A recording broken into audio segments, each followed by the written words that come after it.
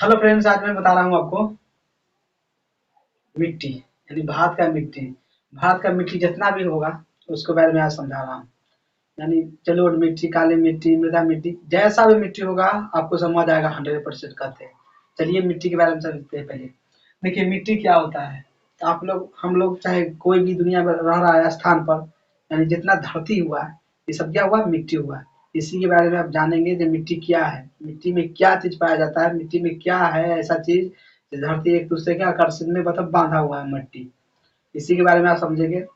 चलिए मिट्टी, पहला नंबर भारत का मिट्टी, यानी मिट्टी की इंग्लिश इंग्लिश में कहते हैं सॉइल। सॉइल कहता है इंग्लिश में, अब इंग्लिश मीडियम वाला इंग्लिश में सॉइल कीजिएगा, यानी मिट्टी। देखिए मिट्टी, मिट्टी के पहले अध्ययन को क्या कहते हैं, तो मृदा विज्ञान।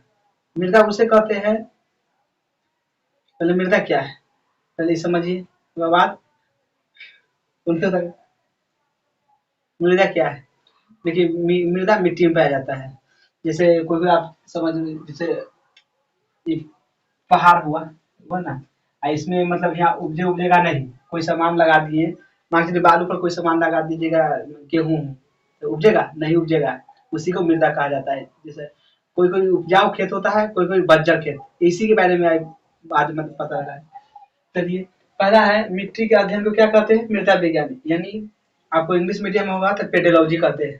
क्या कहते हैं, सॉइल अध्ययन को क्या कहते हैं, पेडोलॉजी। देखिए मिट्टी का अध्ययन क्या कहते हैं, मृदोलॉजी विज्ञान। मृदोलॉजी विज्ञान, मिट्टी समझ लीजिए। देखिए मिट्टी 8 प्रकार को मतलब 8 वर्गों में बांटा गया है, 8 प्रकार के बोल सकते हैं। तो पहला क्या है, जलोढ़ मिट्टी। जलोढ़ मिट्टी यानी एलुवियल सॉइल मिट्टी। देखिए पहला जलोढ़ मिट्टी क्या है, ये नदी देखे होंगे, नदी तो जानबे करते हैं, गंगा नदी की लंबाई कितना है, 2525 किलोमीटर भारत में। तो मान के लो ये गंगा नदी है, समझा देते हैं, ये गंगा नदी है। मान के लो ये नदी है ना, ये पानी भरा हुआ है, ये खाली स्थान है, धरती। क्या है, धरती। धरती मान लीजिए ये है, इस पर से जैसे बाढ़ आएगा, मान लीजिए बाढ़ आएगा, देखो पानी आएगा तो इनमें की मट्टी जितना कट उठ के जाएगा इस पर आएगा, इस पर आएगा, फिर पानी रिपीट दोबारा जाएगा, मतलब तो ये मिट्टी जितना ही आया था। देखिए नदी पर के बता दें, ये नदी हो गया मान के चलिए, ये क्या हो गया, नदी। नीचे होता है क्या, जमीन यानी मिट्टी। ये मिट्टी है, क्या है, मिट्टी। मान के चलिए बाढ़ आ गया, क्या आ गया, बाढ़। बाढ़ आएगा तो पानी जब इधर से इन्हें टर्निंग करेगा, ये टर्निंग करेगा, ये टर्निंग जब करेगा तो ये सब पानी आ गया बाढ़ से। तो बाढ़ से पानी आया तो इसके बाद जितना माटी यहाँ का था, पहाड़ी वाला इलाका वाला जितना, ये सब उखड़ के ये सब, ये जो आप सकते हैं जहाँ गड्ढा, जहाँ तक गड्ढा रहेगा वहाँ भरेगा, यही भरेगा। यह नदी में से जल आता है, यह नदी में से जल आता है, इसी को क्या कहते हैं, जलोढ़ मिट्टी कहते हैं। जो नदी में से लेके मिट्टी आएगा, जो नदी में से मिट्टी लेके आएगा उसी को जलोढ़ मिट्टी कहते हैं। जैसे छोटा मोटा नदी ले लीजिए, जैसे गंगा है, वो गंगा मान के लीजिए कोई एनीबॉडी दूसरा गांव के इलाका में घुस गया पानी, अब वहाँ गांव मतलब नीचा था, मान के लीजिए मतलब ऊंचाई से उसको हाइट मतलब पानी गिरा नीचा, जहाँ जहाँ मतलब छोटा छोटा होता है तालाब, तालाब होता है, वहाँ पर मान के पानी भरा, और उसमें से जितना मिट्टी आया होगा गंगा जी में से, अगर वो उसको गंगा जी के फिर पानी रिटर्न खींचेगा तो उसके बाद जो बचेगा मिट्टी वही में रह जाएगा। और इसी जलोढ़ मिट्टी समझ लिए। जलोढ़ मिट्टी क्या होता है, मतलब बड़ा नदी से छोटा नदी में प्रवेश करता है गंगा जी, मतलब गंगा, और उसमें जो मिट्टी जो लेके आता है, आएगा मिट्टी लेके, जो गबड़ा उबड़ा होता है उसमें भर के निकल जाएगा, मतलब पानी रिटर्न कर जाएगा, और उसके बाद देखिएगा नया नया मट्टी मतलब उसको परत चिकाता है। जैसे मट्टी हुआ, इस पर से निकलेगा पानी, इस पर थोड़ा थोड़ा मतलब कीचड़ हो जाता है। कीचड़ का मतलब होता है ना, मतलब गांव देहात में कहा जाता है उसको कीचड़। तो यहाँ आप कहिएगा क्या, ये गांव देहात में क्या, पाको भी कहा जाता है, पाको भी कहा जाता है। तो ये मतलब मिट्टी बचेगा बाद में, इसी को जलोढ़ मिट्टी कहते हैं, जलोढ़ मिट्टी, यानी जल मिला रहेगा। चलिए मिट्टी समझ लिए, मिट्टी जलोढ़ मिट्टी कहाँ से आता है, अब मिट्टी तो है करे लेकिन जल लेके आएगा मिट्टी, उसी को जलोढ़ मिट्टी कहते हैं। यह मिट्टी में पोटास पाया जाता है, मिट्टी में क्या पाया जाता है, पोटास। पोटास है, लेकिन नाइट्रोजन और फास्फोरस की ह्यूमस कम रहता है। नाइट्रोजन और फास्फोरस। फास्फोरस समझते हैं ना, मिट्टी में कम पाया जाता है, जलोढ़ मिट्टी में खास करके।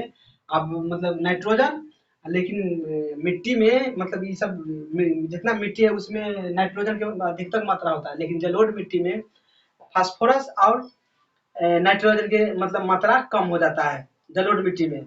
चलिए अगला लेते हैं। अगला है, भारत में लगभग 22% जलोढ़ मिट्टी भारत में है। समझिए 100% में से 22% भारत में क्या है, जलोढ़ मिट्टी यानी जल का मिट्टी। और बाद जितना बच गया वो मिट्टी अपनी बताएंगे पूरा मिट्टी कितना क्या होता है। तो भारत में कितना है, 22% क्या है, खाली जलोढ़ मिट्टी। चलिए अगला अगला समझाते हैं। चलिए समझ लिए मिट्टी कितने प्रकार का होता है, 8 प्रकार में।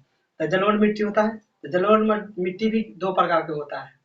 जलोढ़ मिट्टी भी 2 प्रकार का होता है, एगो होता है बांगर मिट्टी, एगो होता है खादर मिट्टी। तो दोनों के बारे में समझेंगे। देखिए बांगर मिट्टी किसे कहते हैं, यानी पुराना जलोढ़ मिट्टी रहेगा, यानी पुराना से पुराना उसी पुराना जलोढ़ मिट्टी रहेगा, यानी जैसे जैसे मान के चलिए पहले से, जैसे अब कोई कभी कभी नदी आता है, कभी कभी मान के गंगा जी है, कभी कभी नदी आता है यहाँ, तो यहाँ पुराना नदी ये आएगा तो रिटर्न कर देगा, यानी कुछ नहीं छोड़ेगा।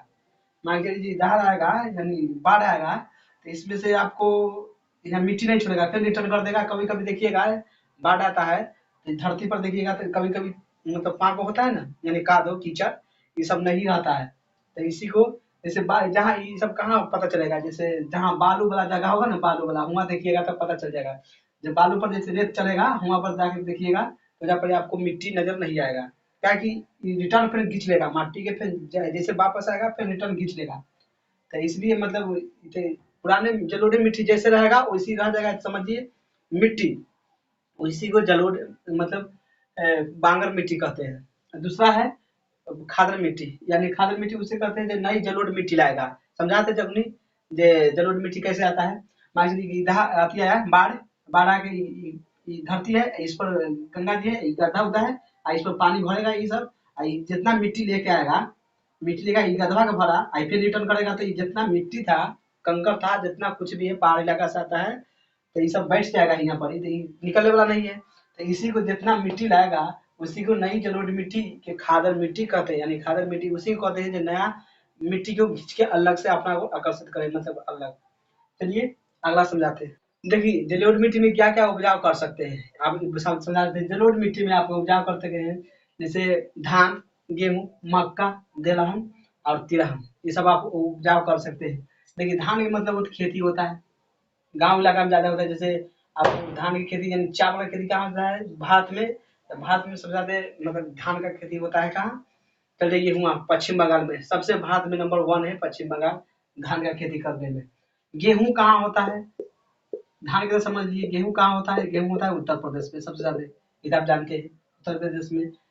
तिलहन, दलहन आदि ये सब कहाँ होता है, सब बिहार में होता है, लेकिन कम ये सब होता है, लेकिन ये सब बिहार में होता है। तिलहन मतलब सरसों का तेल ले लीजिए, राई का तेल ले लीजिए, एनीबॉडी कुछ भी का तेल ले लीजिए। दलहन मतलब दाल ले लीजिए, मसूर का दाल, मतलब खेसारी का दाल, कुछ भी दाल ले सकते हैं। ये सब मतलब जलोढ़ मिट्टी से उपजाया जा सकता है। इसे जलोढ़ मिट्टी रहेगा तो इतना इतना खेती है भरपूर मात्रा से होगा। बर्बाद मिट्टी जैसे खेत बर्बाद नहीं हो सकता है, ये इतना आप खेती कर सकते हैं जलोढ़ मिट्टी से। चलिए वीडियो अच्छा लगा तो लाइक और सब्सक्राइब और शेयर कर दीजिएगा।